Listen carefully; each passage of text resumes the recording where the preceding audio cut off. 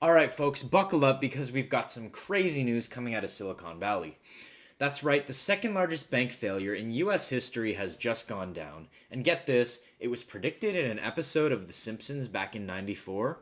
I mean, how the hell did they know? Wouldn't be the first time that The Simpsons predict stuff, you know. Insolvent? You only have enough cash for the next 3 customers? Hey,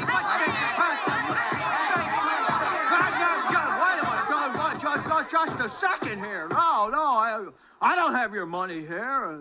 It's in Bill's house and Fred's house. Hey, what the hell you doing with my money in your house, Fred?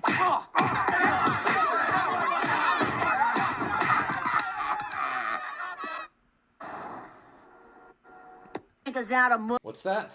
Predictive programming? Nah. What's predictive programming? But seriously, what the hell is going on with these banks? I mean, SVB just collapsed, and people on Twitter are freaking out about a possible domino effect. Could this be the start of a financial apocalypse? So let's get the facts straight. SVB CEO Gregorybecker just sold $3.6 million in stock just days before the bank went under.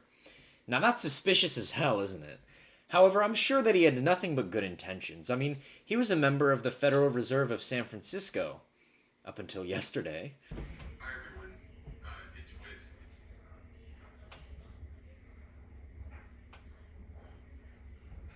Hi everyone, it's with incredibly heavy heart that I'm here to deliver this message today.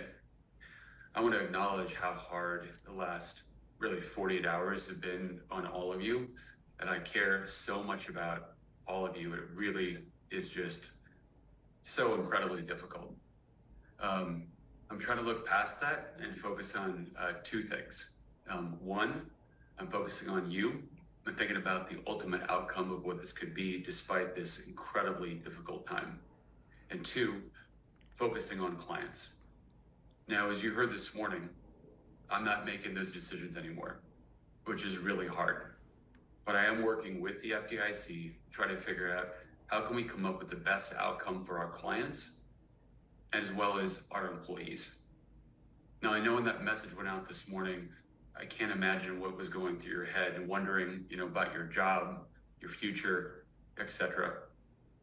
My goal at the end of the day is to figure out how to preserve a small portion of the franchise value that we've spent so much time building, and hopefully find the right partner at the end of the day that the FDIC can work with to have this institution continue in some form or fashion with many of you who I appreciate over so many years.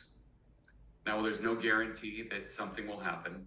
We don't know exactly what the results will be. So I've got an ask, and it's a completely unfair ask. My unfair ask is this: can you guys just hang around, try to support each other, try to support our clients, work together, which may be a slightly better outcome than where we are right now.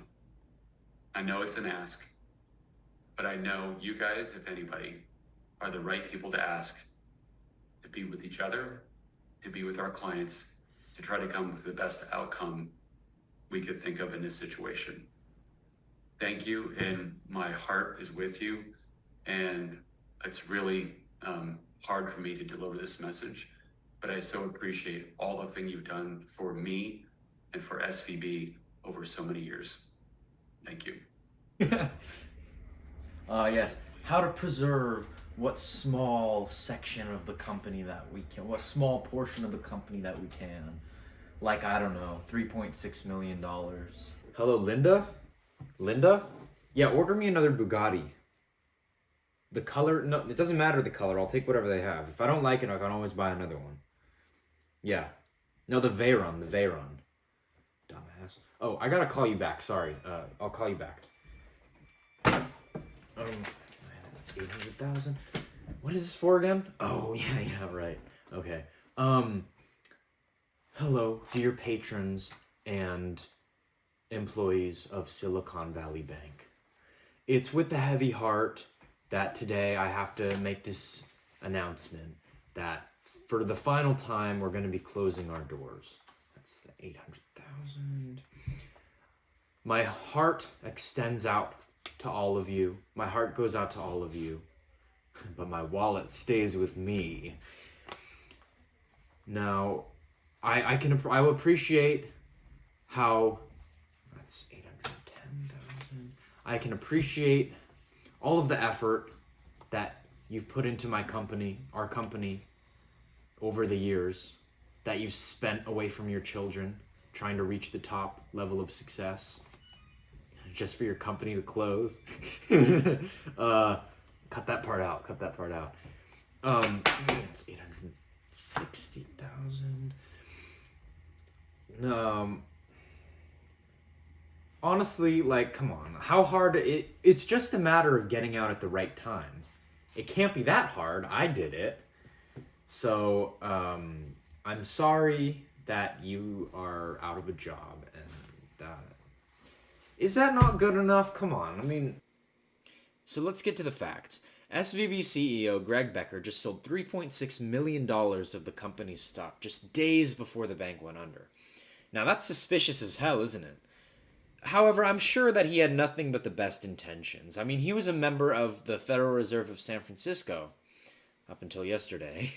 And what's even crazier is Siliconvalleybank was the 18th largest bank in the United States.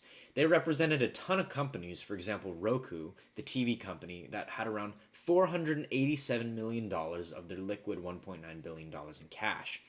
It was deposited in their bank, mostly uninsured. Now, nearly $175 billion of customer deposits are under the control of the FDIC. That's a lot of money. Apparently, the bank lost nearly $2 billion, and their clients were withdrawing money like it was going out of style. To make matters worse, Siliconvalleybank invested most of their assets in the US bonds, which were impacted by the Federal Reserve raising interest rates. It's like they didn't see this coming. Now, I'm not saying that this is the end of the world, but it's definitely cause for concern. We've got politicians in Washington taking sides with the presidential administration, expressing full confidence in regulators. But let's be real, how much do we really trust these guys? The ever-intelligent Janet Yellen stated yesterday that although there were some issues with the bank, it was nothing to worry about and it was all being taken care of. Well, as it turns out, she was right, as always, because the bank lasted an entire hour after that statement before it officially went under. Another thing we can look forward to is to see how all these companies that bank with SVB are going to pay their employees this month. There are already lines out the door at the bank locations. I'll put some pictures up here.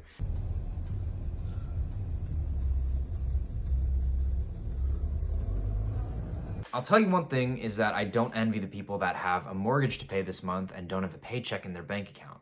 So I guess we can only stay tuned to see what happens. You know, in light of this news, it may not be a bad idea to keep some cash reserves on hand, just in case your bank decides to impose some new sanctions on your spending. But yeah, you know, it may come back to bite me that I burned all of my cash reserves recently. So what do you think? Could this be the start of something bigger, or is it just an isolated incident? Let me know in the comments below, and as always, I appreciate you watching.